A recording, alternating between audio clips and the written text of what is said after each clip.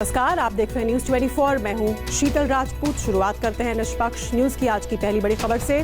पहले राहुल गांधी से मुलाकात, फिर अरविंद केजरीवाल के साथ बात। पटना से दिल्ली पहुंचे नीतीश कुमार ने विपक्षी एकजुटता की कोशिशें तेज कर दी हैं। मल्लिकार्जुन खड़गे ने नीतीश और राहुल गांधी की मुलाकात को ऐतिहासिक बता दिया है, तो दिल्ली के मुख्यमंत्री अरविंद केजरीवाल को भी नीतीश की ये कोशिश रास आ रही है। सवाल है कि क्या पिछले साल की तरह ही नीतीश इस बार दिल्ली से खाली हाथ लौटेंगे या अब की बार वो बीजेपी के खिलाफ चक्रव्यूह बनाने में कामयाब हो जाएंगे।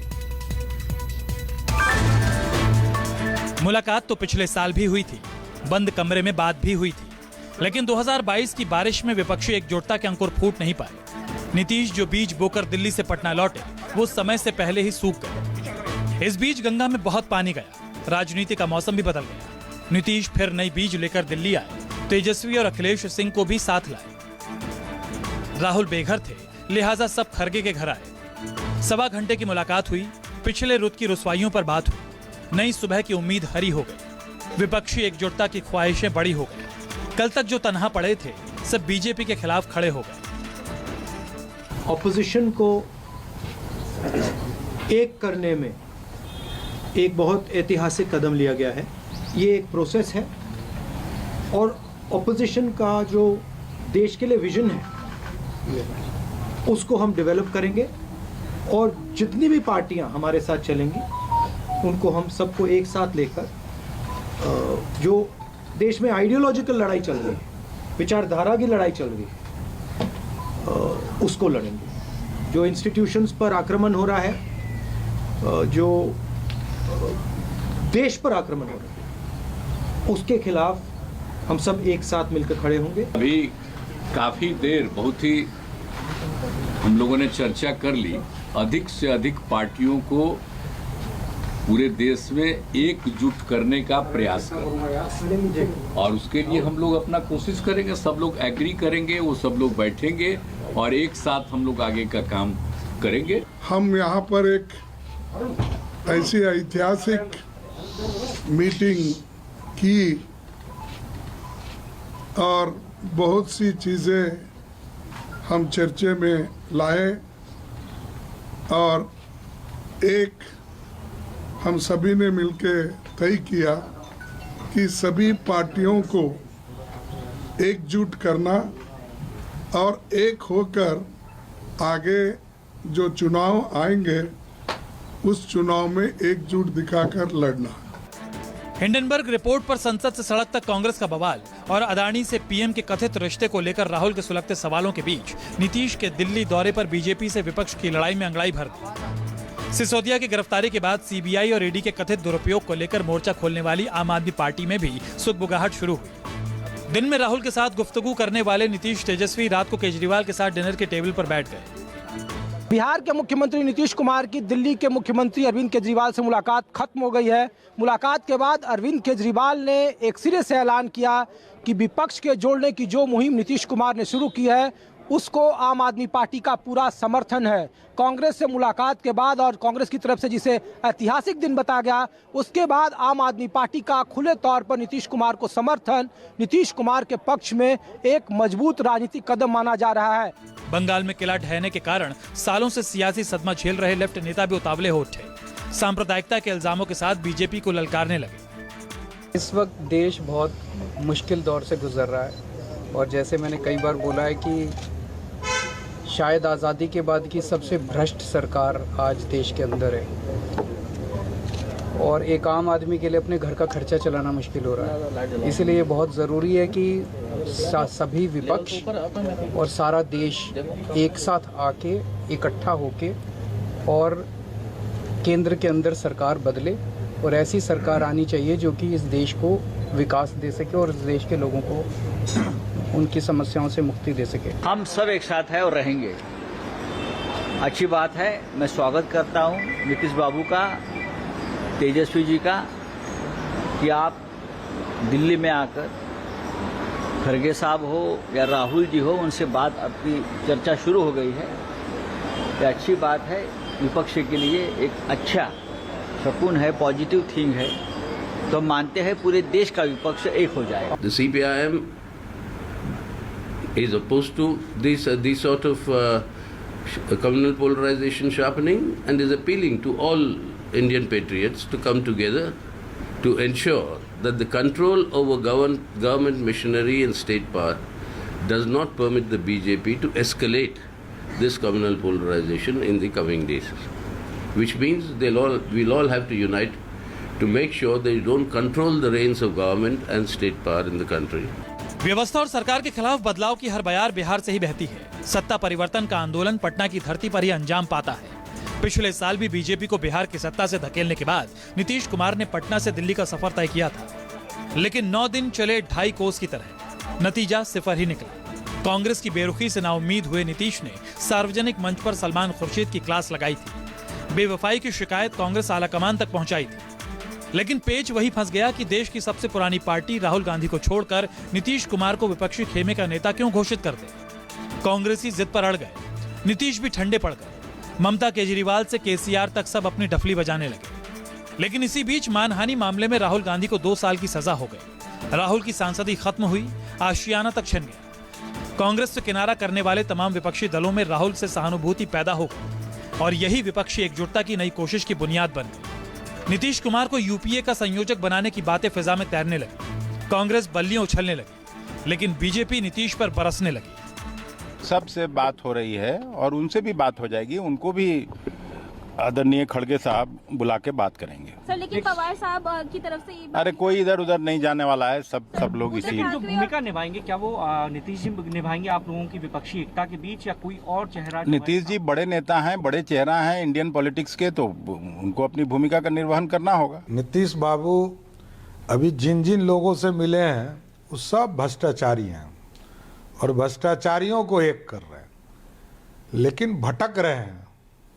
आत्मा जैसे नहीं भटकता है, नीतीश बाबू भी भटक रहे हैं। कभी लालू जी के पास चरणों में जा रहे हैं, अभी राहुल गांधी के पास गए, तो सब भ्रष्टाचारी के पास पहुंच रहे हैं नीतीश बाबू। आज की तारीख में अगर विपक्ष उनके नेतृत्व में एकजुट हो तो किस आधार पर एकजुट होगा भाई?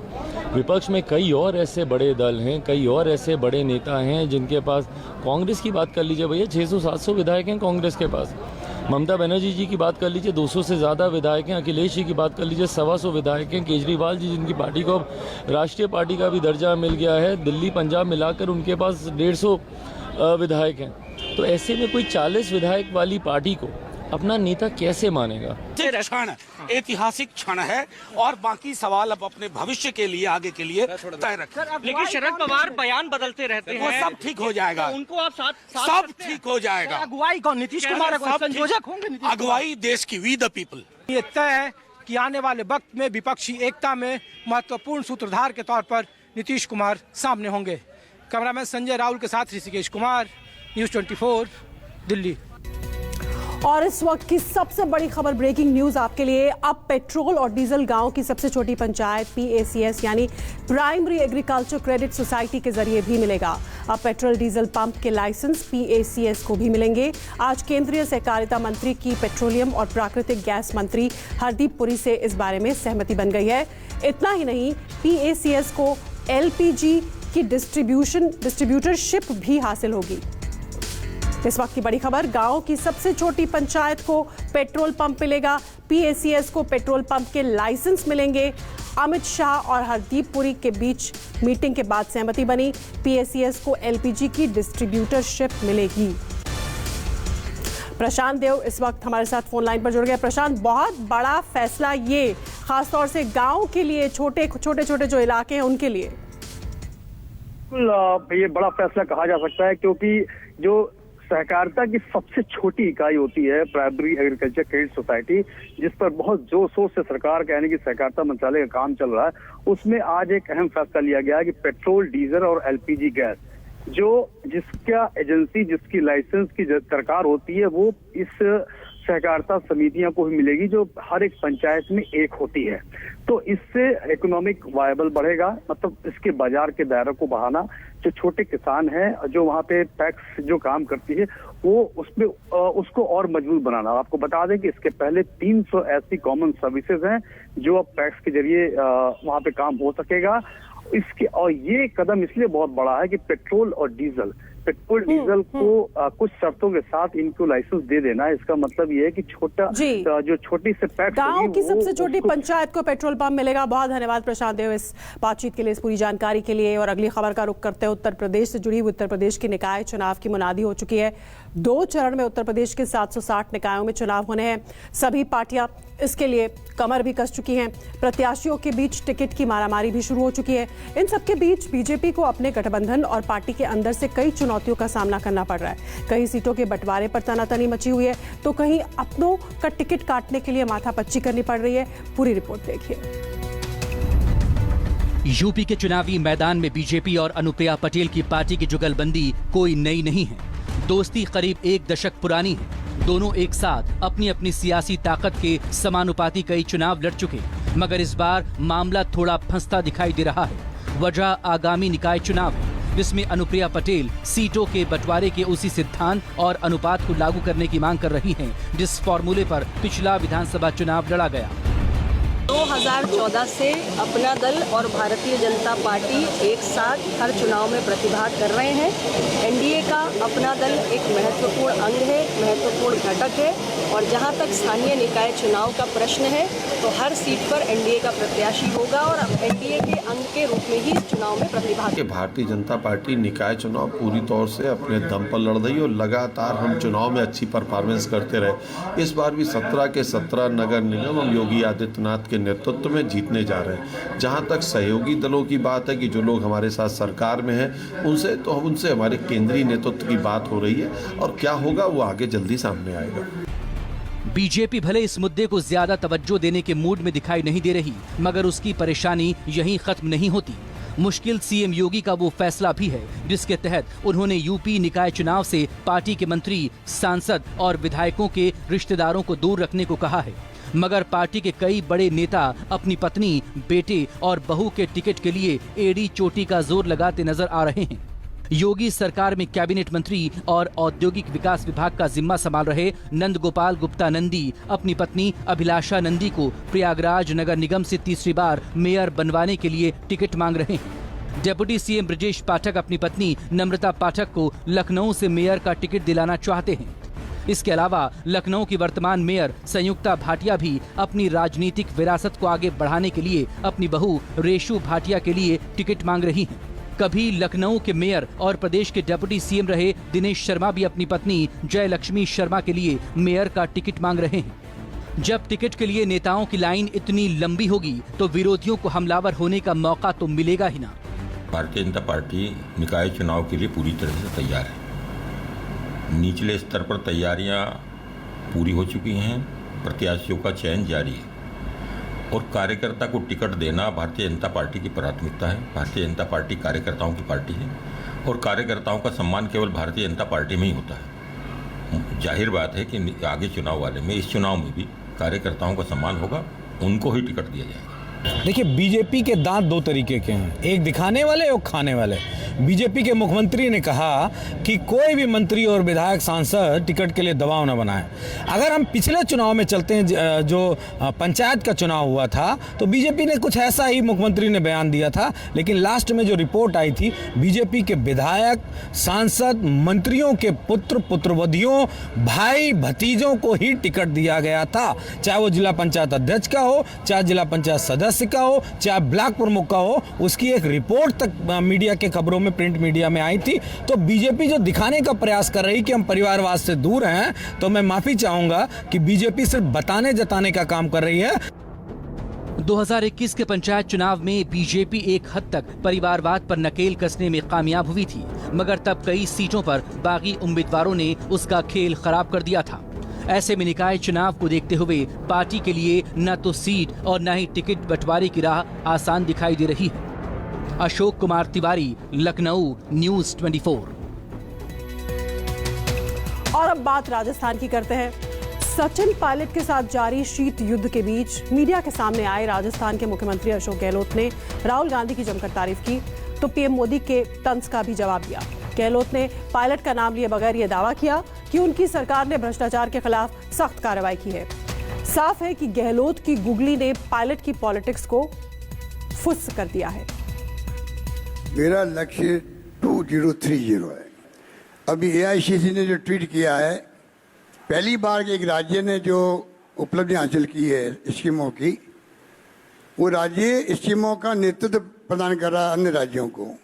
इससे बड़ा सौभाग्य हमारा क्या होगा कि हमारी हाईकमान ने ये कमेंट किया है, ये हमारे लिए गौर की बात है। सचिन पायलट के साथ जारी शीत युद्ध के सवालों को हवा में उड़ा दिया। ना पायलट का नाम लिया, ना आला कमान पर कोई इल्जाम लगाया। भ्रष्टाचार के खिलाफ कार्रवाई में सुस्ती वाली शिकायतों का जवाब भी दे दिया। पीएम के तंज पर पलटवार भी कर दिया। बीजेपी की दाल गल नहीं सकी क्योंकि राजस्थान के मुख्यमंत्री अशोक गहलोत ने ऐसा कुछ भी नहीं कहा जिससे कांग्रेस आला कमान को फजीहत का सामना करना पड़े।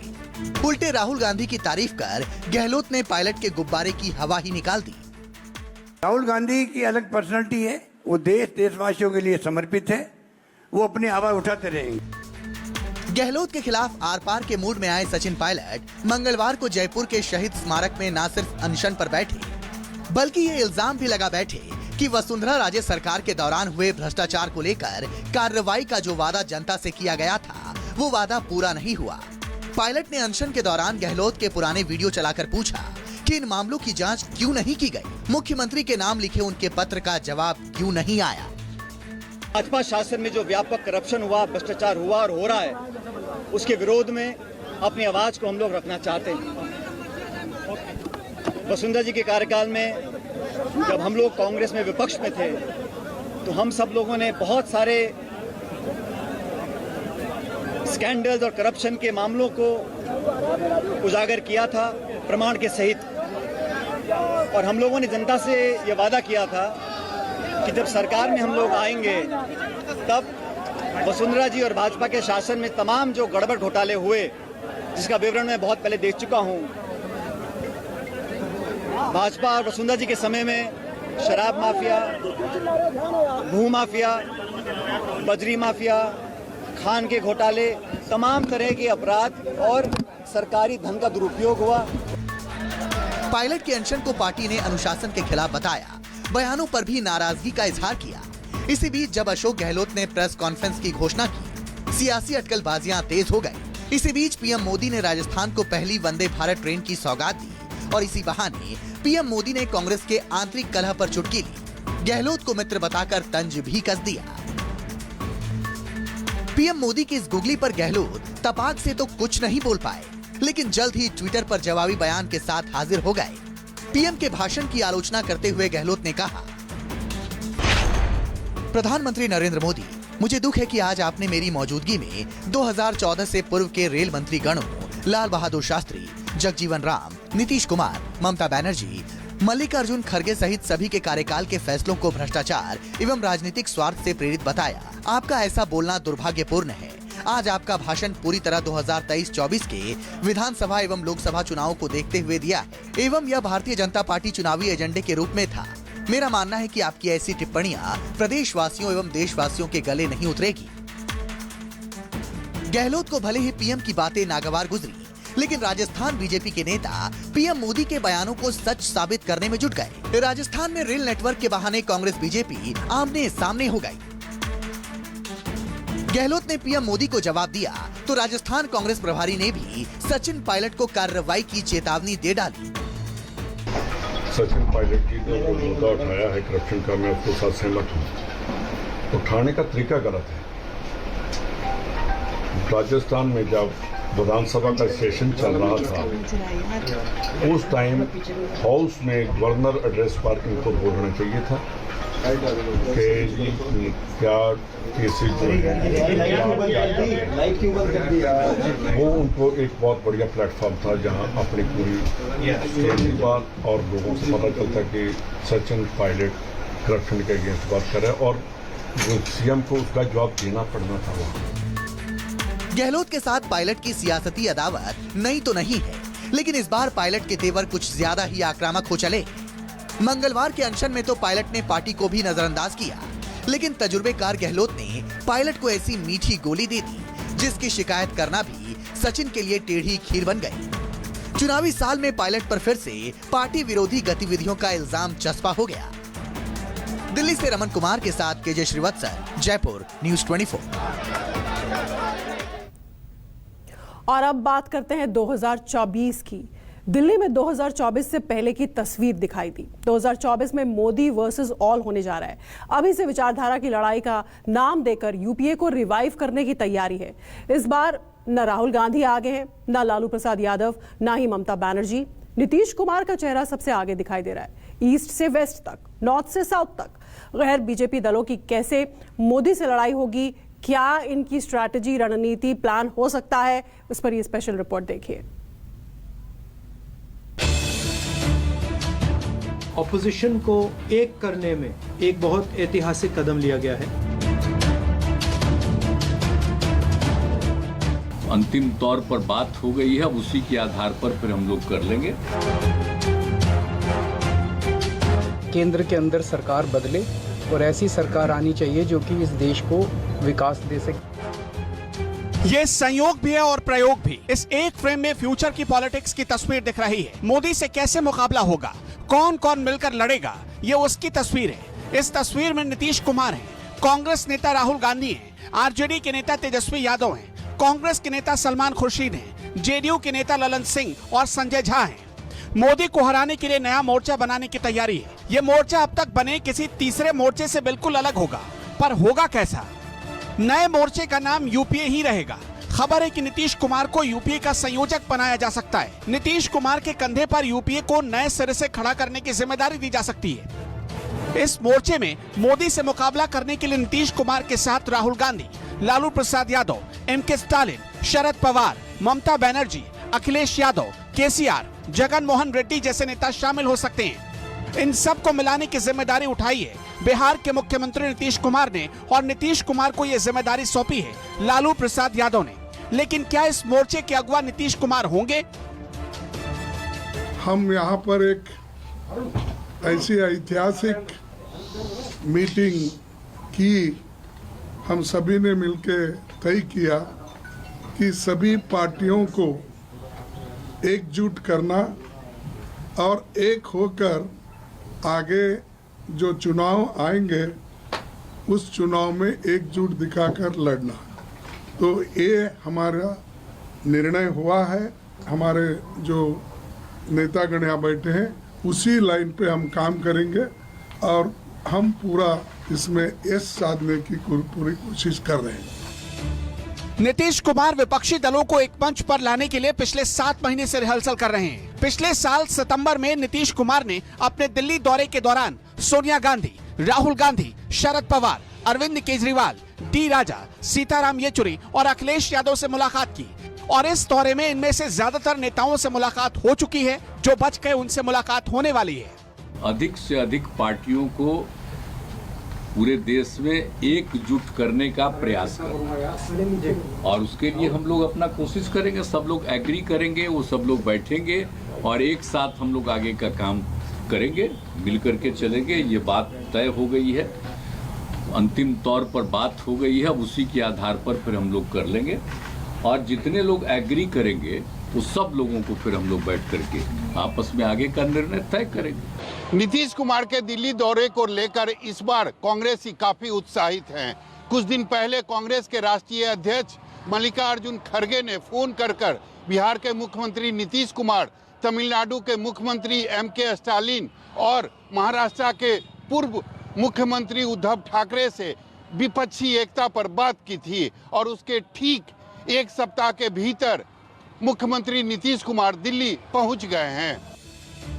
मोदी के खिलाफ नीतीश कुमार कैसे सारे विपक्षी दलों को मिलाएंगे, इसका फॉर्मूला कहां से मिला, कैसे इस फॉर्मूले को इंप्लीमेंट किया जाएगा? नीतीश कुमार को एक्टिवेट करने के पीछे 2 चेहरे हैं। पहला लालू प्रसाद यादव जो बीमार हैं, दिल्ली में बेटी मीसा भारती के घर पर आराम कर रहे हैं, लेकिन 2024 की तस्वीर को बड़े गौर से गढ़ रहे हैं। दूसरा चेहरा है मल्लिकार्जुन खड़गे का। खड़गे ने करीब 1 हफ्ते पहले नीतीश कुमार से फोन पर बातचीत की और विपक्षी दलों की एकजुटता पर लंबी बातचीत हुई। 1 हफ्ते बाद नीतीश कुमार दिल्ली आ गए। इसका सीधा मतलब है कि नीतीश कुमार को कोई संभावना नजर आने लगी है। अगर नीतीश कुमार विरोधी दलों के साथ मिलकर एक अलग फ्रंट बनाने में कामयाब रहे तो ये फ्रंट कैसा होगा, इसकी रूपरेखा कैसी होगी, ये कैसे काम करेगा? जहां दक्षिण के राज्यों में कांग्रेस है वहाँ तो कांग्रेस अपने तरीके से समीकरण को साधेगी, लेकिन जहाँ कांग्रेस और दक्षिण के राज्यों की क्षेत्रीय पार्टियां आमने सामने टकराती हैं और जिसका फायदा मिलने की संभावना भारतीय जनता पार्टी को हो सकती है, उस स्थिति में नीतीश कुमार जी को कहा जाएगा कि ठीक है, कांग्रेस लड़े अपने तरीके से, वो क्षेत्रीय पार्टियां भी वहां से लड़े, लेकिन पोस्टपोल अलायंस की ही पटकथा अभी से लिख दी जाए तो दक्षिण के राज्यों की जिम्मेवारी या जो 129 सीटों की बात की जा रही है, इसकी जिम्मेवारी भी नीतीश कुमार को दिया जा सकता है। नीतीश कुमार सबसे पहले उन राज्यों को टारगेट करना चाहते हैं जहां बीजेपी ना के बराबर है। इनमें दक्षिण के 5 राज्य शामिल हैं जहां लोकसभा की 129 सीटें हैं। इनमें आंध्र प्रदेश में 25 लोकसभा की सीटें हैं जहां एक भी सीट बीजेपी के पास नहीं। तमिलनाडु में 39 सीट है, वहां भी बीजेपी 0 है। कर्नाटक में 28 सीट है, यहाँ बीजेपी मजबूत है, 25 सीट उसके पास है। तेलंगाना की 17 लोकसभा सीटों में से सिर्फ 4 सीट बीजेपी के पास है, जबकि केरल की 29 सीट में से एक भी सीट बीजेपी के पास नहीं है। इन 5 राज्यों में TDP, YSR Congress, TRS, Congress, DMK जैसी रीजनल पार्टियां मजबूत स्थिति में है और नीतीश कुमार इनको एक मंच पर लाना चाहते हैं। अब ये संयोग है या प्रयोग? कुछ ही दिनों पहले एक इफ्तार पार्टी में नीतीश के मंच के पीछे लाल किले की तस्वीर लगाई गई। उससे कुछ ही घंटे पहले खड़गे ने टेलीफोन पर नीतीश कुमार को विपक्षी दलों को एकजुट करने का टास्क दिया। नीतीश कुमार अभी पीएम कैंडिडेट तो नहीं बने, लेकिन जिस तरह से सारे दलों ने नीतीश कुमार को आगे किया, वो कम से कम अब यही संकेत दे रहा है कि नीतीश मुखिया हो सकते हैं। नीतीश को पीएम कैंडिडेट बनाया गया तो क्या होगा? इस वक्त देश बहुत मुश्किल दौर से गुजर रहा है और जैसे मैंने कई बार बोला है कि शायद आज़ादी के बाद की सबसे भ्रष्ट सरकार आज देश के अंदर है और एक आम आदमी के लिए अपने घर का खर्चा चलाना मुश्किल हो रहा है। इसलिए ये बहुत ज़रूरी है कि सभी विपक्ष और सारा देश एक साथ आके इकट्ठा होके और केंद्र के अंदर सरकार बदले और ऐसी सरकार आनी चाहिए जो कि इस देश को विकास दे सके और इस देश के लोगों को उनकी समस्याओं से मुक्ति दे सके।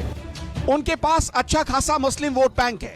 पिछड़ा, अति पिछड़ा, दलित, महादलित और पसमानदा वोट बैंक की राजनीति करते हैं। आरजेडी का कोर वोटर यादव और मुसलमान रहा है। आरजेडी इस वक्त नीतीश कुमार के साथ है। नीतीश कुमार खुद अति पिछड़ा वर्ग कुर्मी समाज से आते हैं। बिहार में कुर्मी, कोयरी यानी लवकुश का वोट बैंक करीब 11% के आसपास है। उत्तर प्रदेश की 14 और बिहार की 9 लोकसभा सीटों पर कुर्मी वोट बैंक मजबूत है। नीतीश उन स्टेट पर फोकस कर रहे हैं जहां बीजेपी का वजूद ना के बराबर है। आंध्र, तेलंगाना, केरल, तमिलनाडु, ओडिशा, पंजाब, दिल्ली नीतीश कुमार की लिस्ट में टॉप पर है। उसके बाद उत्तर प्रदेश और महाराष्ट्र जैसे स्टेट पर नजर होगी। उत्तर प्रदेश में नीतीश कुमार के साथ अखिलेश यादव को जाने में कोई दिक्कत नहीं। खबर तो यहां तक है कि पूर्वांचल की 60 लोकसभा सीटों पर नीतीश और अखिलेश यादव संयुक्त रूप से रैली और प्रचार करने की तैयारी कर रहे हैं। जैसे बिहार में आरजेडी का बेस वोट मुस्लिम और यादव है, वैसे ही उत्तर प्रदेश में समाजवादी पार्टी का बेस वोट मुस्लिम, यादव और पिछड़ा वर्ग है। कुर्मी, कुशवाहा वोट बैंक साथ आ जाए तो बात बन ही जाती है। इसी तरह तेलंगाना में केसीआर के साथ और महाराष्ट्र में उद्धव ठाकरे और शरद पवार के साथ नीतीश की जोड़ी बन सकती है। हालांकि कितनी पार्टियां नीतीश को अपना नेता मानेंगी भी या नहीं, इस पर अभी कुछ भी कहना जल्दबाजी होगी। लेकिन नीतीश के साथ आ जाने से बिहार, उत्तर प्रदेश और पश्चिम बंगाल जैसे 3 बड़े राज्यों में भी बात बन सकती है। सिर्फ नीतीश कुमार का पारंपरिक वोट बैंक साथ आ जाए तो दूसरे दलों के वोट बैंक के साथ मिलकर बड़ा खेला हो सकता है। बिहार में करीब 11% लवकुश वोट बैंक है। पश्चिम बंगाल में कुर्मी पॉलिटिक्स बहुत पुरानी बात है। खुद ममता बनर्जी कभी कुर्मी समाज को पिछड़ी जाति में शामिल करने की सिफारिश कर चुकी हैं। पूरे यूपी में कुर्मी समाज बहुत पावरफुल है। उसकी हिस्सेदारी 6% है, जो उत्तर प्रदेश में कुल ओबीसी वोट बैंक का 35% है। यूपी में कुर्मी समाज का प्रभाव 25 जिलों में है, लेकिन 16 जिले ऐसे हैं जहां 12% से अधिक सियासी ताकत रखते हैं। इसमें सबसे ज्यादा पूर्वांचल, फिर अवध और उसके बाद रोहेलखंड में कुर्मी वोट बैंक का अच्छा खासा प्रभाव है। उत्तर प्रदेश में पूर्वांचल की 26 लोकसभा सीटों में कुर्मी समाज ब्राह्मणों के बाद दूसरा सबसे ताकतवर वोट बैंक माना जाता है। पिछली बार पूर्वांचल की 26 लोकसभा सीटों में से 19 सीटें बीजेपी के पास गयी। 2019 में इस इलाके में अखिलेश और मायावती के गठबंधन ने बीजेपी का समीकरण बिगाड़ दिया और बीजेपी को पूर्वांचल की 26 में से सिर्फ 19 सीटें मिली। जानकार मान रहे हैं कि नीतीश कुमार और अखिलेश यादव उत्तर प्रदेश के इन इलाकों में एक बार घूमने की तैयारी में है। चेहरा नीतीश का होगा और सपोर्ट अखिलेश यादव का। नीतीश कुमार का खेल बने या बिगड़े, लेकिन बीजेपी का खेल जरूर बिगड़ सकता है। ऑपोजिशन को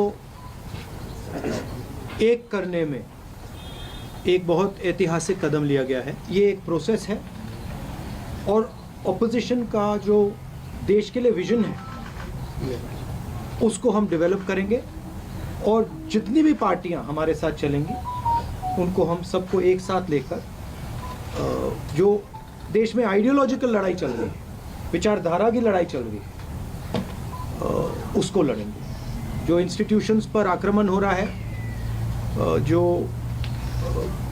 देश पर आक्रमण हो रहा है, उसके खिलाफ हम सब एक साथ मिलकर खड़े होंगे।